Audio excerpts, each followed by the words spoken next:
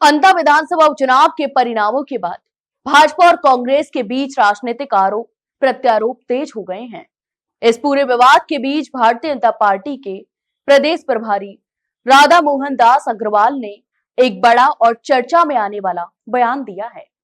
उन्होंने दावा किया है, यदि भाजपा चाहती तो प्रशासनिक ताकत का इस्तेमाल कर अंत उपचुनाव को आसानी से जीत सकती थी, लेकिन पार्टी ने ऐसा ना करके लोकतंत्र और राजनीतिक नैतिकता को प्राथमिकता दी है। यह बयान ऐसे समय में आया जब वे जयपुर में आगामी यूनिटी मार्च की तैयारियों में जुटे हुए हैं और संगठन से जुड़े कार्यक्रमों की समीक्षा भी कर रहे हैं। तो वहीं अग्रवाल ने कहा कि भाजपा लोकतांत्रिक मूल्यों में विश्वास रखती है और इसी कारण उसने किसी भी सरकारी तंत्र का दुरुपयोग नहीं किया।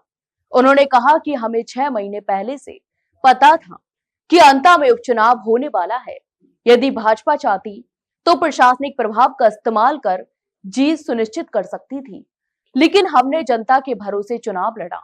भाजपा की जीत या हार से ज्यादा महत्वपूर्ण लोकतंत्र की प्रतिष्ठा है।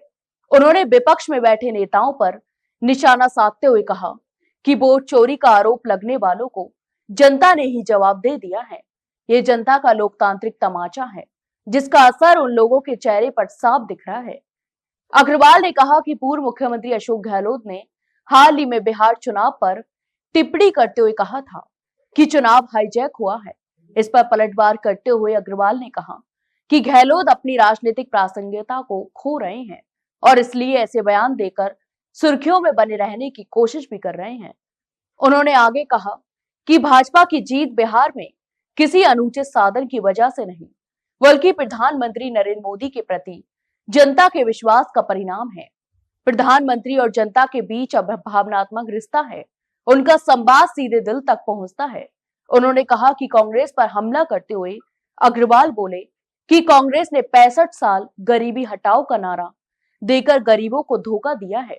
आज वे सरकारी मशीनरी और चुनाव आयोग पर आरोप लगाकर अपनी हार छिपा रहे हैं।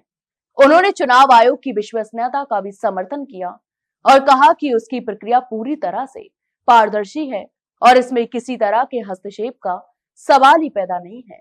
यहां तक कि उन्होंने दावा किया कि कांग्रेस की हालत लगातार खराब हो रही है। बिहार में कांग्रेस के सिर्फ 6 विधायक बचे हैं और खबर है कि वे जेडीयू में जा सकते हैं। ऐसे में गहलोत का बिहार की चिंता करना ज्यादा जरूरी है, बजाय राजस्थान में राजनीति करने के। उन्होंने व्यंग किया, अब राजस्थान में भाजपा की संगठनात्मक मजबूती पर ध्यान दे रहे हैं। वे जयपुर में यूनिटी मार्च की तैयारियों की समीक्षा कर रहे हैं, जो 2028 के विधानसभा चुनावों से पहले भाजपा के लिए एक महत्वपूर्ण राजनीतिक अभियान माना जा रहा है। भाजपा प्रदेश प्रभारी का यह बयान न केवल अंता उपचुनाव की हार की राजनीतिक व्याख्या है, वहीं बल्कि विपक्ष के आरोपों का सीधा जवाब भी है।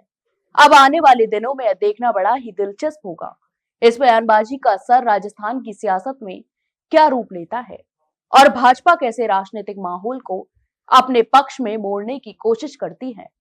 तो आप इस पूरे मामले पर क्या सोचते हैं, हमें कमेंट बॉक्स में कमेंट करके जरूर बताएं। वहीं वीडियो को लाइक और शेयर जरूर करें और हाँ, चैनल को सब्सक्राइब करना न भूलें। फिलहाल के लिए इतना ही, जल्द मिलते एक नई जानकारी के साथ। तब तक के लिए नमस्कार।